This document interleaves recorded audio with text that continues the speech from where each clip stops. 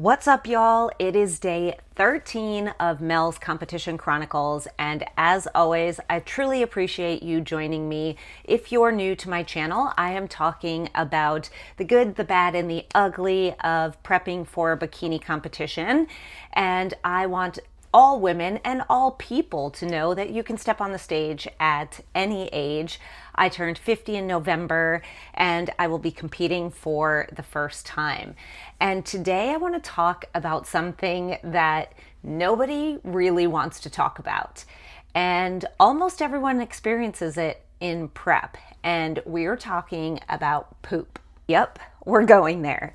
So I was the person who was very regular, going 2 to 3 times a day before prep. I had no issues at all. And about the 11 or maybe even 10 week out mark, I started feeling pretty uncomfortable and bloated, and I hadn't gone in like 3 days.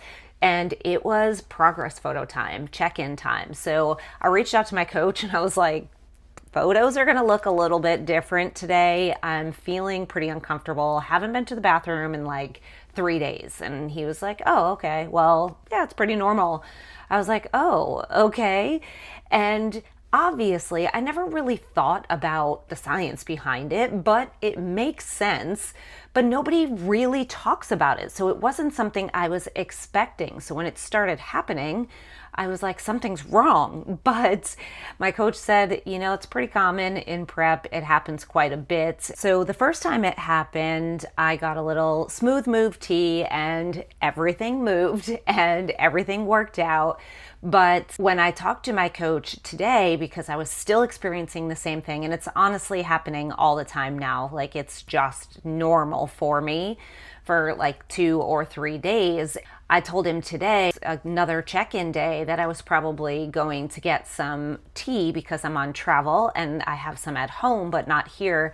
And he said, hold off on that. I mean, you can have it today if you really need it, but don't use it all the time because your body's flushing things out and it might flush too much. It's not something I want to do regularly. So if I start to feel really uncomfortable, then I'll do that, or I'll take like some extra magnesium, which is something that also helps, but I'm not going to do that just yet. And my coach had told me about something called Mag 07, which is digestive cleanse and detox that he sometimes uses with clients, but that's not until we're in the last 10 days or maybe peak week if I need it. But right now I'm just kind of rolling with the punches because now I know that this is normal and it's to be expected.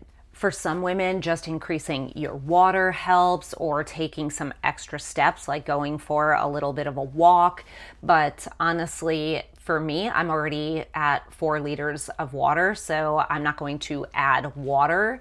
And I'm getting all of my steps in. I don't need to add extra steps. So right now it is what it is. But it's just one of those fun little surprises of competition prep that nobody really preps you for. And there are quite a few things that have come along the way that I thought, wow, I wish I knew about this. So these are the things that I'm sharing with you so that if you do take this same path, you won't be surprised by these things. I know we all want to talk about how our abs and our glutes are shaping up in prep, especially in the last 8 weeks, but digestion is something that's super important to talk about it as well, and it can be just as important as your progress. But like everything else in prep, there's always adjustments that can be made or things that can be done to help whatever it is you're dealing with. So just remember, it's super important to listen to your body and have really good transparency and communication with your coach. And just remember, it's okay to not poop in prep. Once again, thank you for joining me. Until tomorrow.